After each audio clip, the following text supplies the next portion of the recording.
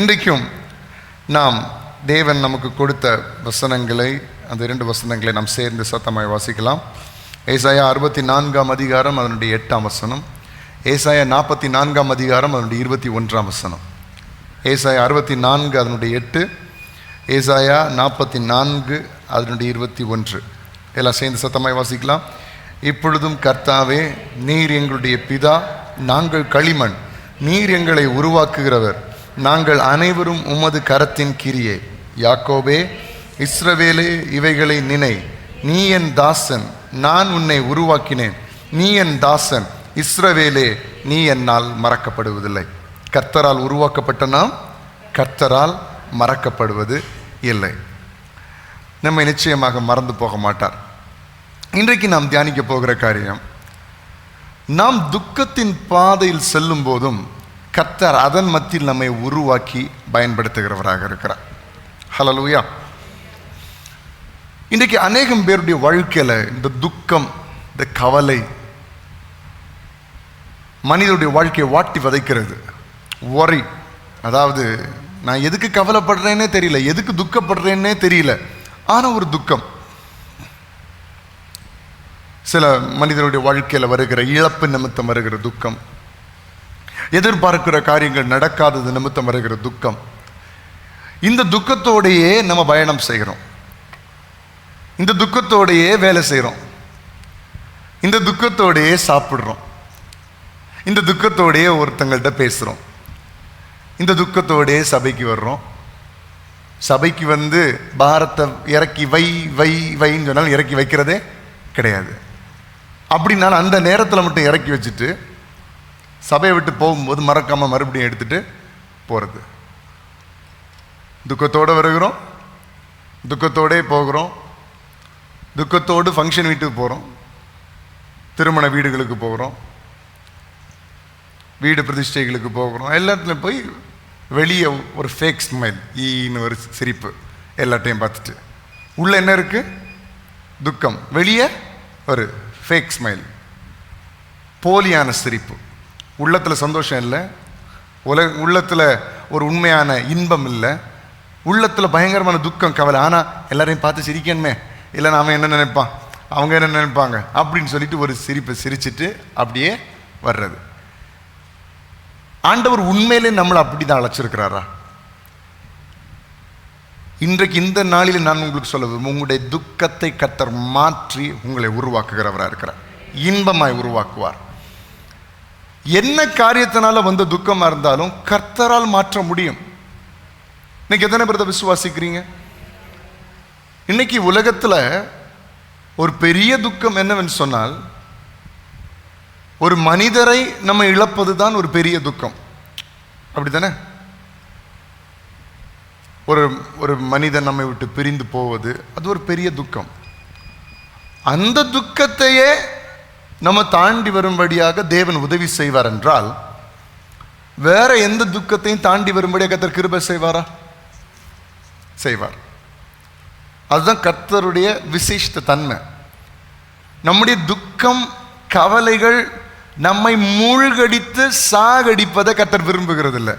நீங்க கொஞ்சம் கர்த்தருக்கு இடம் கொடுத்தா உங்களை துக்கத்தை அப்படியே திருப்பி போட்டு, இந்த தோசையை திருப்பி போடுற மாதிரி திருப்பி போட்டு சந்தோஷமாய் மாற்ற வல்லமையுள்ளவராக இருக்கிறார்.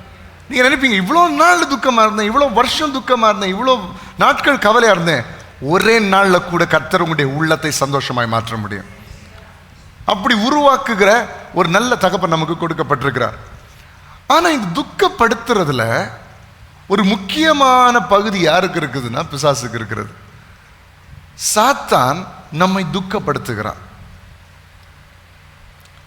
தேவையில்லாத காரியங்களை ரிமைண்ட் பண்ணி, நேற்றை கூட நம்ம பார்த்தோம், குற்ற உணர்வை பற்றி பார்த்தோம். அப்படி தானே? குற்ற உணர்ச்சி, அதை ரிமைண்ட் பண்ணி நம்மளை துக்கப்படுத்துறது. ஒரு காரியம், ஒருத்தர் நமக்கு விரோதமாக பேசியிருப்பாங்க, ஆனால் தேவனுக்குள்ளே இருக்கும்போது அவங்க பேசினது நமக்கு பெருசாக தெரியாது. நம்மளை மோசமாக கூட பேசியிருக்கலாம், நம்மளுடைய இருதயம் காயப்படுற மாதிரி கூட ஒருத்தங்க சில வார்த்தைகளை உபயோகிச்சிருக்கலாம். ஆனால் நீங்கள் நல்ல ப்ரேயர் லைஃப்பில் இருக்கும்போது, கர்த்தரை ஆராதி துதித்து கொண்டு இருக்கும்போது உங்களுக்கு அது பெருசாக தெரியாது. ஆனால் கொஞ்சம் அந்த ப்ரேயர் லைஃப்லேருந்து வெளியே வரும்போது பிசாசானவன் அதையே பெருசாக காமிச்சிட்டு இருப்பான். எத்தனை பேர் அனுபவிச்சிருக்கிறீங்க?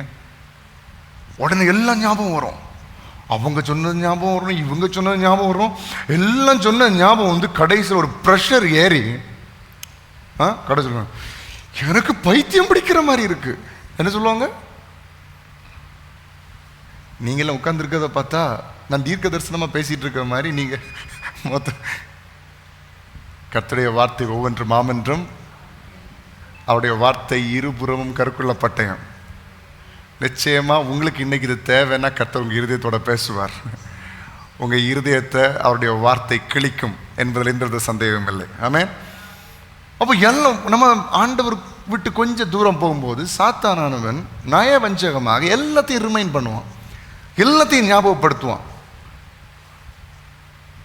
10 வருஷத்துக்கு முன்னாடி ஒருத்தவங்க சொன்னதும் ஞாபகம் வரும், 20 வருஷத்துக்கு முன்னாடி ஒருத்தவங்க சொன்னதும் ஞாபகம் வரும், நேற்றைக்கு உங்கள் வீட்டில் இருக்கிறவங்க சொன்னதும் உங்களுக்கு ஞாபகம் வரும். எல்லாம் வந்து நம்மளை ப்ரெஷர் ஆக்கி, இது பிசாசனுடைய நயவஞ்சகம். இதை மேற்கொள்றதுக்கு உங்களுக்கு கர்த்தருடைய உதவி தேவை. அப்போ துக்கம் உங்களை ஆளுகை செய்யும் போது அதை எப்படி டீல் பண்ணணுங்கிறத பற்றி தான் இன்னைக்கு நம்ம பேச போகிறோம். சரிங்களா? ஏன்னா அதன் மத்தியில் தேவன் நம்மை உருவாக்குவதற்கு நம்மை ஒப்பு கொடுக்க வேண்டும். ஆண்டவரே, துக்கம் அடைந்து விட்டேன், என்னுடைய வாழ்க்கையில கவலைகள் வந்து விட்டது, நெருக்குகிறது. இந்த நேரத்தில் என்ன பண்ணோம்? நான் சுயமா யோசிக்க கூடாது. வசனம் சொல்லுகிறது, உன் சுய புத்தியின் மேல் சாயாமல் உன் முழு இருதயத்தோடும் கர்த்தர் மேல் நம்பிக்கையா இருக்கணும்னு வசனம் சொல்லுது. உன் சுய புத்தியில சாய சாய சாய பிசாசு சுய புத்தியை பயன்படுத்திட்டே இருப்பான். நான் யோசிக்கிறது, நான் நினைக்கிறது எல்லாத்தையும் தூக்கி வெளியே போட்டுட்டு, கர்த்தாவே நீர் என்ன செய்ய சித்தமா இருக்கிறீர், நீர் என்ன சொல்லுகிறீர், நான் அதை கேட்கிறேன், இன்னைக்கு நீங்க சொல்லுங்க, நான் அதை புரிந்து கொள்ளுகிறேன். அப்படி சொல்லும்போது கர்த்தர் நம்ம துக்கத்தின் மத்தியில் உருவாக்கி அந்த துக்கங்களை எல்லாம் நம்மை விட்டு களைந்து போடுகிறார், மாற்றி போடுகிறார். அப்ப எப்படி நம்ம இந்த பிசாசுடைய தந்திரங்களை மேற்கொள்வது? அவன் தான் தந்திரமா நம்மளை துக்கப்படுத்தி ஒரு வேலையும் செய்ய விடாம ஆக்கிடுவான்.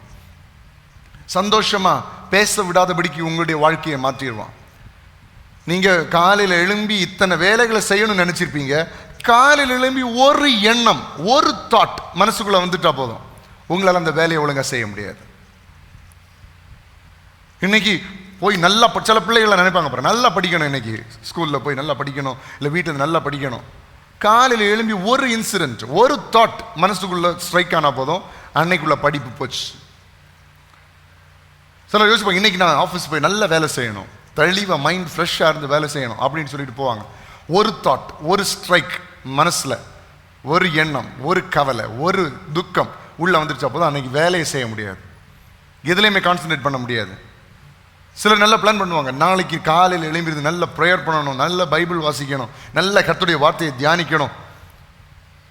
ஒரு எண்ணம் அப்படியே வந்து ஸ்ட்ரைக் பண்ணி நம்மளை மொத்தத்தில் ஸ்பாயில் பண்ணி விட்டுரும். அன்னைக்கு ஜெபிக்கவே முடியாதபடிக்கு, கர்த்தருடைய வார்த்தையை தியானிக்க முடியாதபடிக்கு நம்மளை மாற்றி விட்டுரும். கவலைகள், பிசாசானவன் தந்திரமாய் துக்கங்களை உபயோகிக்கிறான். துக்கங்களை அவன் ஒரு ஆயுதமாக பயன்படுத்தி நாம் ஆண்டுடைய திட்டத்தை நிறைவேற்ற முடியாதபடிக்கு அதை பயன்படுத்துகிறான். இன்றைக்கு அந்த தந்திரத்தை நம்ம இயேசுவின் நாமத்தில் உடைக்க போகிறோம். எத்தனை பேர் என்னோடு கூட சேர்ந்து ஆமேன் என்று சொல்லுகிறீர்கள்? ஹல்லேலூயா. இனி துக்கம் நம்மை மேற்கொள்ளக்கூடாது. எல்லாம் சொல்லுங்க, இனி துக்கம் நம்மை மேற்கொள்ளக்கூடாது. சத்தமா சொல்லுங்க, துக்கம் என்னை மேற்கொள்ளக்கூடாது. நான் துக்கத்தை கண்ட வருஷங்களுக்கு சரியாய் என்னை கர்த்தர் மகிழ்ச்சி ஆக்குவார். நான் இத்தனை வருஷம் துக்கத்தில் இருந்தது உண்மையானா இனி அதே அளவு வருஷம் கர்த்தர் என்னை மகிழ்ச்சியா வைப்பார். 50 வருஷம் நான் துக்கத்தில் இருந்திருந்தா கூட இன்னும் 50 வருஷம் கர்த்தர் என்னை சந்தோஷமா வைப்பார். எத்தனை பேர் விசுவாசிக்கிறீங்க? இன்றைக்கு இத்தனை ஆண்டுகள் நான் துக்கங்களை அனுபவித்து, வேதனைகளை அனுபவித்து, என் இருதயம் நொறுக்கப்பட்டு, என் மனசு உடைக்கப்பட்டு, எல்லாருக்கும் முன்னாடி கண்களிலிருந்து கண்ணீர் வந்து, எல்லாருக்கும் முன்னாடி அவமானப்பட்ட அந்த நாட்களுக்கு பதிலாக கர்த்தர் என்னை கம்பீரமாய் சந்தோஷமாய் நிற்க பண்ணுவார். ஹல்லேலூயா. இது மனுஷனால் ஒருவேளை இது கூடாததா இருக்கலாம், ஆனா என் தேவனால் எல்லாமே கூடும். ஆமென். சரி, எபேசியர் 6ஆம் அதிகாரத்துக்கு நம்முடைய வேதாந்தத்தை திருப்பிக் கொள்வோம். எபேசியர் 6ஆம் அதிகாரத்தில் இந்த பிசாசுடைய கிரியைகளை நம்ம எப்படி மேற்கொள்வது என்று சொல்லி நாம் கொஞ்சம் பார்க்கலாம். சரிங்களா?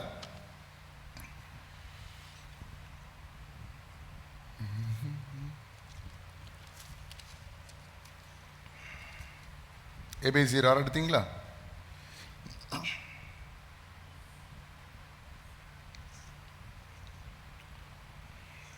அதில் 10வது வசனத்திலிருந்து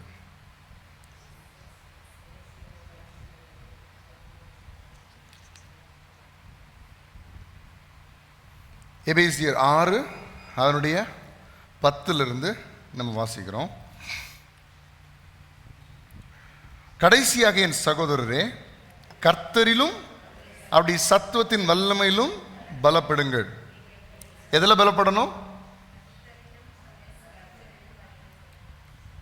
கர்த்தரிலும் பலப்படணும், அவருடைய சத்துவத்தின் வல்லமை, ஆங்கிலத்தில் மைட்டி பவர் அப்படின்னு வருது. அப்படின்னா அவருடைய வல்லமையில், அவருடைய சக்தியில் எல்லாம் செய்ய வல்லமையுள்ள அவருடைய கிரியைகளில் பலப்படுங்கள். அல்லேலூயா. அப்ப நம்ம எப்படி ஸ்ட்ராங் ஆகணும்? என் கர்த்தர் எல்லாவற்றையும் செய்ய வல்லவர் என்கிறதுல நாம் பலப்படணும். என்னால என்ன செய்ய முடியுங்கிறது இல்லை. நல்ல கவனிங்க, என்னால என்ன செய்ய முடியுங்கிறது இல்லை. என் கூட வாழுகிற, என்னோடு இருக்கிற என் தேவனால் என்ன செய்ய முடியும், அந்த எண்ணத்தில் நாம் பலப்பட வேண்டும். ஸோ இப்போ நீங்கள் உங்கள் வாழ்க்கையில் ஒரு பிரச்சனைகளை ஃபேஸ் பண்ணும்போது நீங்கள் என்ன தைரியத்தில் ஃபேஸ் பண்ணணும்? என் கர்த்தர் எல்லாம் செய்ய வல்லவர். நான் ஒரு பெரிய டாஸ்க் என் முன்னாடி நிற்கும்போது, ஒரு பெரிய தேவை நமக்கு முன்னாடி நிற்கும்போது நம்ம எப்படி ஃபேஸ் பண்ணணும்? என் கர்த்தர் எல்லாம் செய்ய வல்லவர். ஹல்லேலூயா. ஏன்னா சில காரியங்களில் நம்ம யோசிச்சு கூட பார்க்க முடியாத பிரச்சனைகளில் நீங்கள் சிக்கி தவித்துக் கொண்டிருப்பீர்கள். நான் கூட அநேக நாட்களுக்கு முன்னாடி ஒரு பிரச்சனை, நாங்கள் குடும்பமாக ஒரு ப்ராப்ளம் சந்திக்கும் போது எங்களுக்கு அந்த ப்ராப்ளமோட எஃபெக்டிவ்னஸும் தெரியாது, அது எவ்வளோ வலிமையான ப்ராப்ளம்னு எங்களுக்கு தெரியாது, எவ்வளோ பெரிய பிரச்சனைகள் அதில் இருக்குன்னு எங்களுக்கு தெரியாது. ஆனால் அது ஒரு பெரிய, ஏதோ ஒன்று பெருசாக ஒரு பெரிய பிரச்சனை நடக்கும் அப்படின்னு மனசுக்கு தோணிட்டு இருக்கோம். ஆனால் நாங்கள் ப்ரேயர் பண்ண என்ன தெரியுமா? ஏசப்பா, இது எங்கள் புத்திக்கு அப்பாற்பட்டது, எங்களுடைய புத்திக்கு அப்பாற்பட்டது.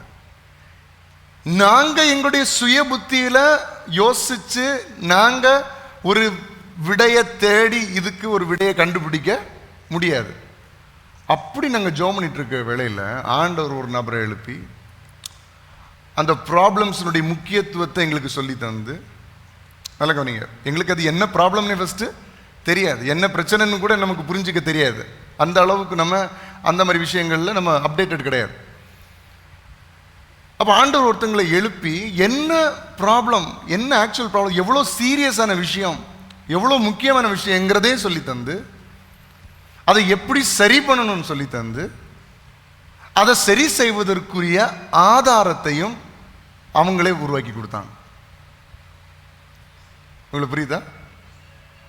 அப்ப கர்த்தர் எப்படி செயல்படுறாரு பாருங்க. நம்ம புத்திக்கு அப்பாற்பட்ட காரியத்துல, அப்பா ஒன்றும் தெரியாது, முட்டாள்னா, எனக்கு யோசிச்சு செயல்பட தெரியாது, அந்த அளவுக்கு நான் இந்த காரியத்தில் நான் படிக்கல, அந்த அளவுக்கு அறிவு எனக்கு இல்லை அப்படின்னு சொல்லி கர்த்தருடைய பாதப்படியில ஒரு காரியத்தை ஒப்பு கொடுக்கும் போது ஒன்று தெரியும், கர்த்தாவே நீர் செய்ய வல்லவர். எனக்கு இதை குறித்து ஒரு அறிவு இல்லாமல் இருக்கலாம், எனக்கு இதை குறித்து ஒரு படிப்பு இல்லாமல் இருக்கலாம், எனக்கு இதை குறித்து ஒரு நாலேஜ் இல்லாமல் இருக்கலாம், ஆனா கர்த்தாவே நீர் சகலவற்றையும் அறிந்தவர், நீர் செய்ய வல்லவர். ஆச்சரியமா இருந்து பாருங்க. கர்த்தர் எழுப்பி சொல்லி தந்து ஆதாரத்தையும் அவர்களை கொண்டு கர்த்தர் என்ன செய்தார்? கிரியை செய்தார். அப்ப நான் எதுக்கு இதை சொல்றேன்னா, சில நேரங்களில் நாம் பலப்பட வேண்டிய விஷயம் நான் செஞ்சிருவேன், நான் முடிச்சிருவேன் இல்ல, கர்த்தர் ஏதாவது கை திறந்தால்தான் நம்ம சில காரியங்களை, நன்மைகளை பெற்றுக்கொள்ள முடியும். அதான் வசனம் தெளிவா சொல்லு. திமிங்கலத்தை போஷிக்க நம்மளால முடியுமா? திமிங்கலத்தை போஷிக்க உங்களால முடியுமா? அதை விடுங்க, ஒரு யானையை போஷிக்க நம்மளால முடியுமா? எவ்வளோ செலவாகும் தெரியுமா? வீட்டில் ஒரு 5 மாடு வாங்கி விட்டு பாருங்க. மாடு நான் வளர்த்ததில்லை, ஆனால் எனக்கு தெரியும், மாட்டை பற்றி தெரியும், ஆட்டை பற்றி தெரியும். நாங்களாம் முன்னாடி ஆடு வளர்த்துருக்குறோம். ஆடு எங்கள் அப்பா எப்படின்னா வாங்குனா ஒரேடியாக வாங்குவார். ஆடுனா 1 2 இல்லை, 10 15 ஆடுன்னு வாங்குவார்.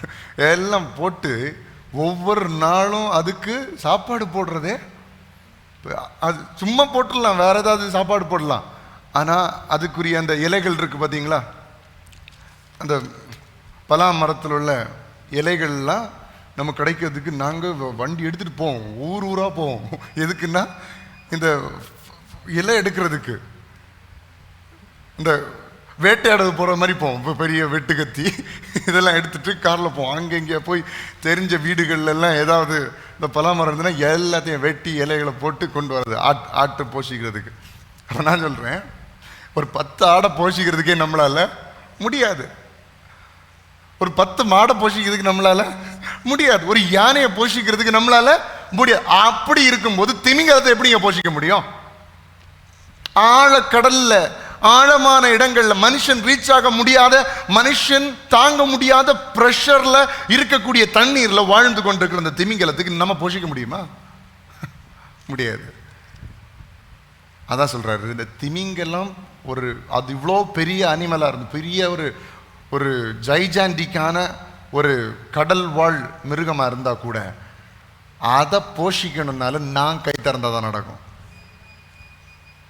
அப்போ நம்ம இந்த காரியத்தில் நம்ம ரொம்ப ஸ்டெடியா இருக்கணும். ஆண்டவரே, ஏன் பலத்தில் நான் நிற்க முடியாது, ஏன் சாமர்த்தியத்தில், எனக்கு இருக்கிற பேக்ரவுண்ட்ல, எனக்கு இருக்கிற ஆள் பழக்கத்தில் நிற்க முடியாது. கர்த்தாவே, நீர் வழி திறந்தால்தான், உம்முடைய வல்லமையினால தான் நான் பலப்பட முடியும் என்கிற ஒரு ஆணித்தரம் நம்முடைய வாழ்க்கையில் உண்டாக வேண்டும். இதுதான் துக்கம், கவலை, என்ன செய்யறதப்பா தெரியாத நேரத்தில் உடனே நீங்க எங்க வரணும்னா கர்த்தரிடத்தில் வல்லமை பெற வரணும்.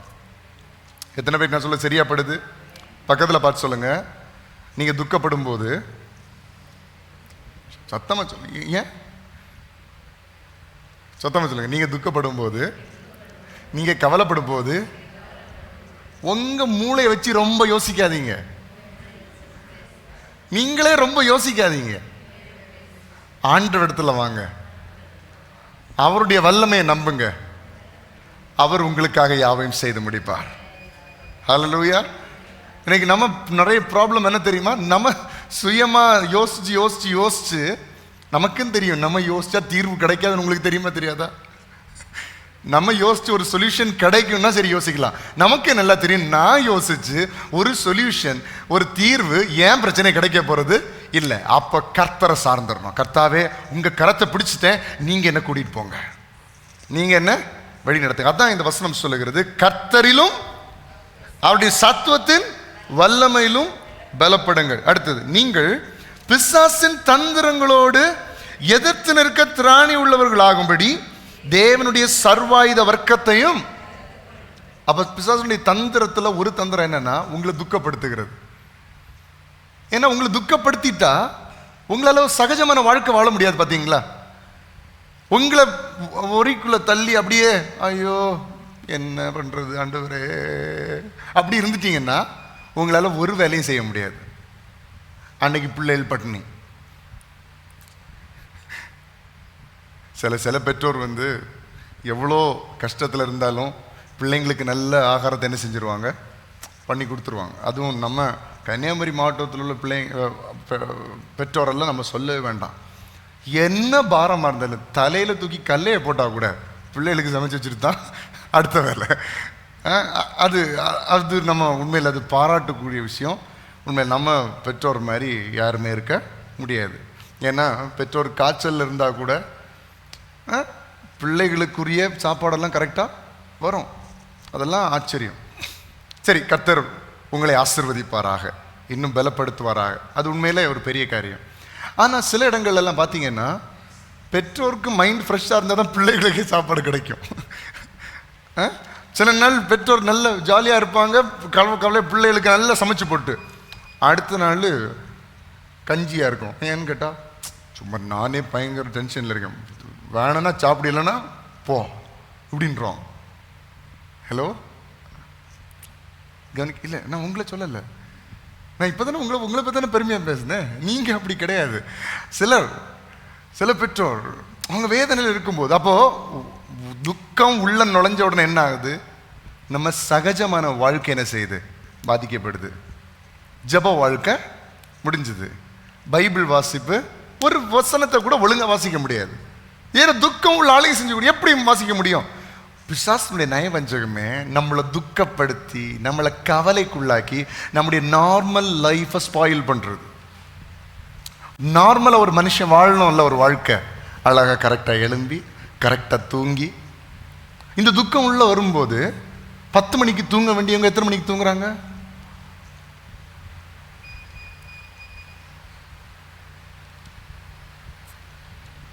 ஹலோ, நான் 10 மணிக்கு தூங்க வேண்டியவங்கன்னு சொல்லும்போது உங்களுக்கு தெரியுது, ஆமாம் நான் கரெக்டாக சர்வீஸுக்கு சபைக்கு 10 மணிக்கு வந்து தூங்கிடுவேனே. இவர் நான் சர்ச்சுக்கு 10 மணிக்கு தூங்குறதை பற்றி பேசலை.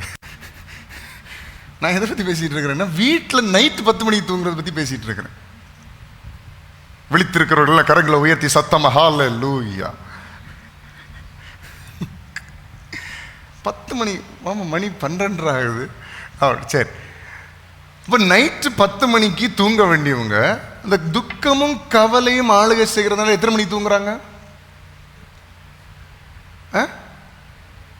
12, 1, 2, 3, 4, 5 மணிக்கு எல்லாரும் எழும்பும்போது 5 மணிக்கு தூங்குவாங்க.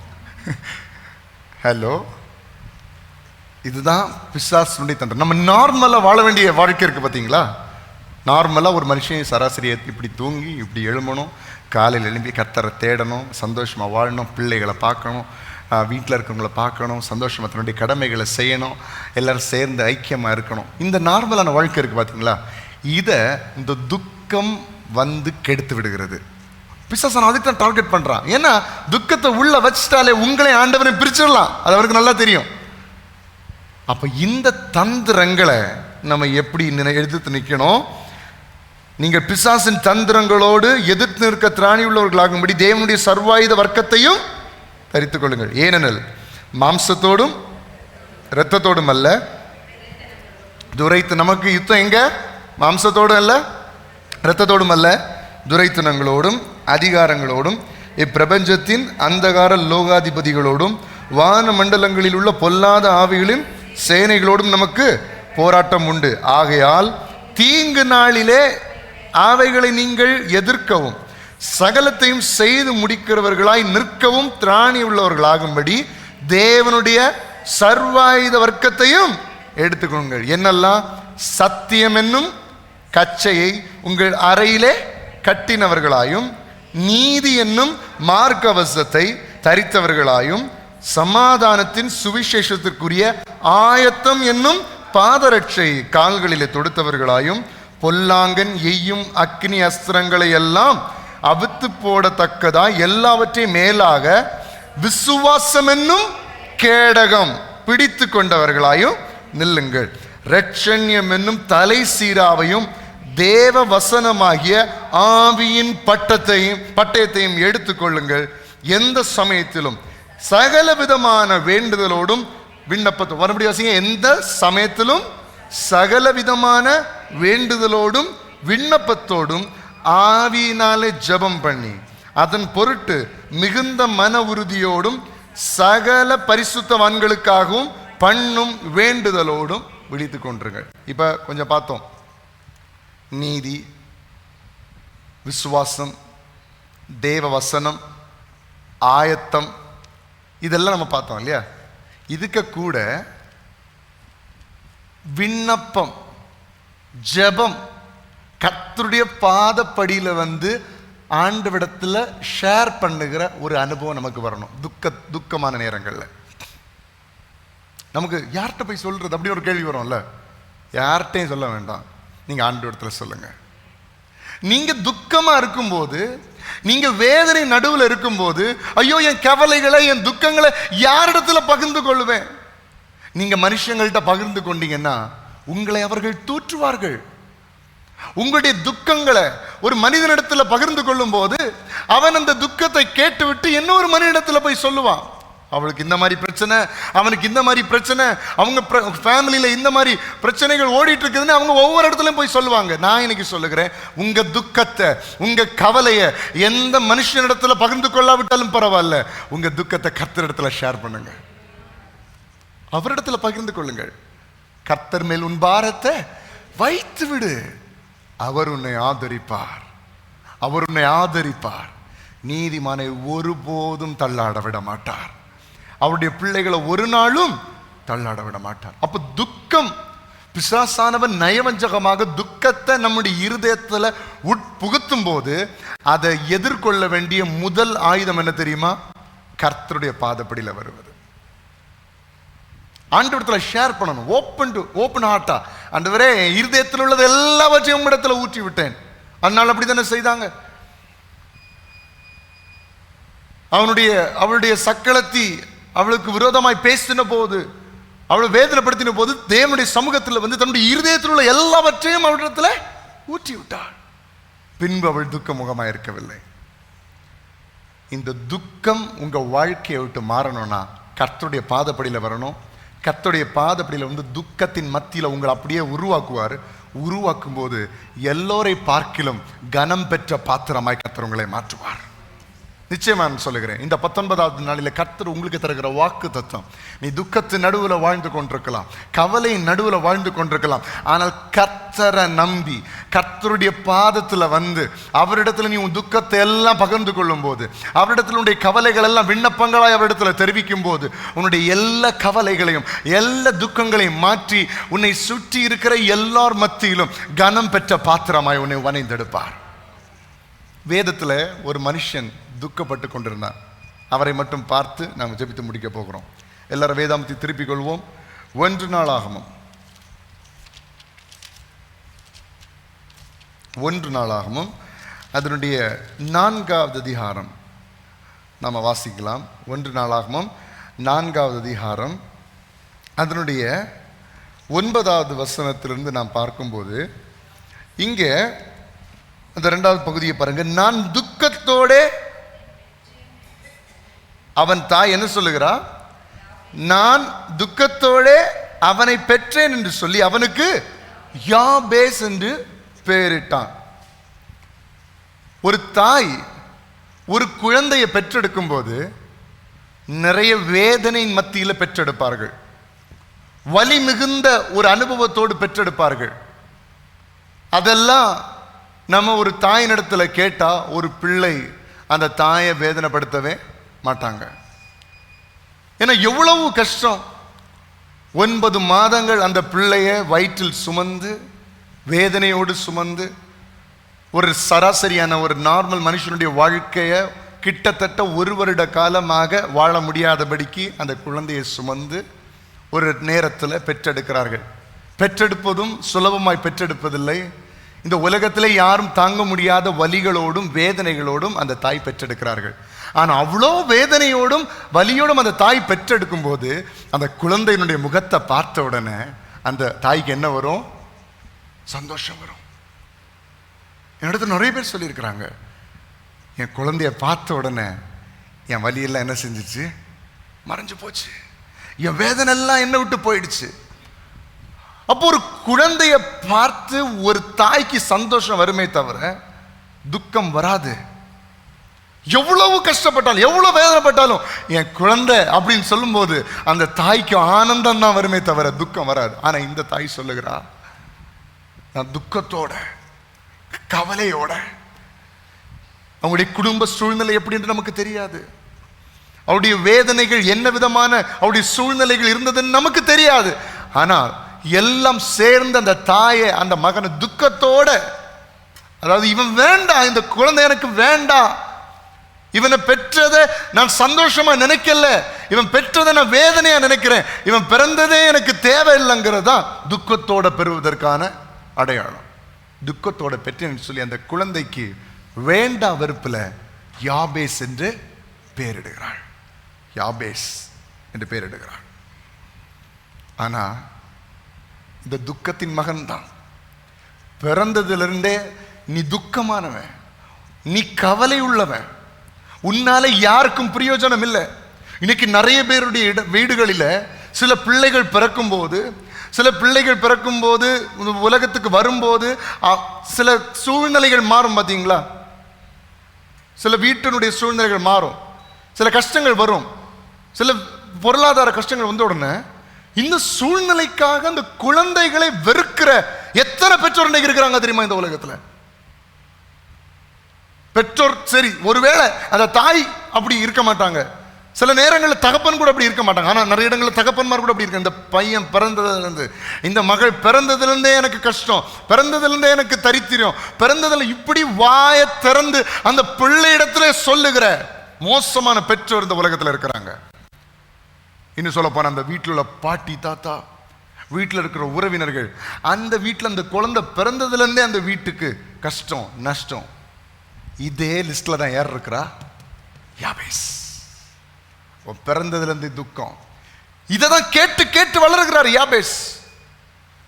துக்கத்தின் மகன், கவலையின் மகன், நாட் a successful person. அவன் ஒரு வெற்றிகரமான மனிதன் கிடையாது, சந்தோஷத்தை வெளிப்படுத்துகிறவன் கிடையாது, கனம் பெற்றவன் இல்லை. அப்போ இன்னைக்கு உலக மனுஷனா இருந்திருந்தா அது எப்படி? நான் பிறந்ததுலேருந்து இப்படிதான். போதை மருந்துகளுக்கு அடிமையாக இருப்பார்கள், பாவங்களுக்கு அடிமையாக இருப்பார்கள். நான் என்னத்தை வாழ்ந்து என்ன பிரயோஜனம்? நானே கவலையில் இருக்கிறேன், நானே துக்கத்தில் இருக்கிறேன். என் அம்மாவே என்ன மோசம்னு சொல்லிட்டாங்க, என் அம்மாவே என்ன துக்கத்தின் மகன் சொல்லிட்டாங்க, நான் உதவாதவன் சொல்லிட்டாங்க. இனி எனக்கு இந்த உலகத்தில் என்ன இருக்குது? நான் ஏன் பாட்டுக்கு வாழ்றேன், ஏன் பாட்டுக்கு இப்போ நான் பாவம் செய்கிறேன், நான் ஏன் பாட்டுக்கு உள்ள மது பழக்கங்களுக்கெல்லாம் அடிமையாயிடுறேன், நான் போதையில் இருந்துடுறேன். இப்படி இன்றைக்கு அநேக பிள்ளைகள், அநேக வாலிபர்கள் இன்றைக்கு மாற்றப்பட்டு கொண்டிருக்கிறார்கள். ஆனால் யாபேஸ் அந்த வழியை தெரிந்தெடுக்கல, பாவத்தின் வழியை தெரிந்தெடுக்கல. சரி, என் வாழ்க்கை இப்படி ஆயிடுச்சு, நான் எப்படியாவது போறேன், எந்தாலையும் போறேன்னு சொல்லிட்டு அவன் தீர்மானிக்கல. யாபேஸ் எதை தெரியுமா தீர்மானித்தார்? எந்த வழியை தெரியுமா தெரிந்தெடுத்தார்? எனக்கு ஒரு தேவன் இருக்கிறார், என் தலை எழுத்த மாற்ற அவரால் முடியும். என்னை உருவாக்கின ஒரு தேவன் இருக்கிறார், என் சூழ்நிலையை திருப்பி போட. நான் பிறந்தது நாள்ல இருந்து இந்த நாள் வரைக்கும் நான் அனுபவித்த எல்லா அவமானங்களையும் துக்கங்களையும் முற்றிலுமாய் எடுத்து மாற்றி போட்டு என் வாழ்க்கைக்கு ஒரு புதிய துவக்கத்தை தர என் தேவன் வல்லமை உள்ளவராக இருக்கிறார் என்பது யாபேஸ் அறிந்தார். அதான் கர்த்தரிலும் கர்த்தருடைய சத்துவத்தின் வல்லமையிலும் பலப்படுங்கள். யாபேஸ் என்ன சொல்லுகிறார்? யாபேஸ் இஸ்ரவேலின் தேவனை நோக்கி, எல்லாரும் வாசிங்க, யாபேஸ் இஸ்ரவேலின் தேவனை நோக்கி, தேவரீர் என்னை ஆசீர்வதித்து என் எல்லையை பெரிதாக்கி உமது கரம் என்னோடு இருந்து தீங்கு என்னை துக்கப்படுத்தாதபடிக்கு அதற்கு என்னை விலக்கி காத்திரலும் என்று வேண்டிக் கொண்டான். அவன் வேண்டிக் கொண்டதை தேவன் அருளினார். 9ஆம் வசனம் முதல் பகுதியை வாசிங்க. யாபேஸ் தன் சகோதரரை பார்க்கிலும் கனம் பெற்றவனாயிருந்தான். எல்லாரும் கரங்களை தட்டி அந்த நல்ல தேவனுக்கு மகிமைகளை செலுத்துங்க. துக்கத்தின் மகன் எனப்பட்டவன் எல்லா சகோதரரை பார்க்கிலும் கனம் பெற்றவனாய் மாற்றப்பட்டான். இன்னைக்கு சில சகோதரர்கள் நம்மளை பார்த்து சொல்லலாம், உன்னாலதான் இந்த வீட்டுக்கு பிரச்சனை, உன்னாலதான் இந்த வீட்டுக்கு தரித்திரம், உன்னால நான் தலை குனிஞ்சு நடக்கிறேன், உன்னால நான் இன்னைக்கு வெளியே தலை காட்ட முடியல, உன்னால இந்த குடும்பம் உருப்படாம இருக்குது, உன்னால இந்த குடும்பம் வளராம இருக்குது. சகோதரர்கள் கூட உங்களை பார்த்து சொல்லுகிறார். அப்படிப்பட்ட நிலைமையில் இருக்கிற உங்க வாழ்க்கையில கர்த்தர் புதிய துவக்கத்தை தரும்போது, நீங்க கர்த்தருடைய சமூகத்தில் உங்களை அர்ப்பணிக்கும் போது எல்லா சூழ்நிலையும் மாற்றி உங்களை உயர்த்தி சகோதரிலும் கனம் பெற்ற பாத்திரமாய் உங்களை உருவாக்க கர்த்தர் வல்லமையுள்ளவராக இருக்கிறார். இன்றைக்கு நீங்கள் விசுவாசிங்கள், நீங்கள் கனப்படுத்தப்பட்டவர்கள், நீங்கள் கனப்படுத்தப்பட்டவர்கள். நீங்கள் துக்கத்தின் பிள்ளைகள் அல்ல, நீங்கள் கர்த்தரின் பிள்ளைகள். நீங்கள் ராஜாதி ராஜாவுடைய பிள்ளைகள். உங்களை எந்த தீங்கும் துக்கப்படுத்த முடியாது.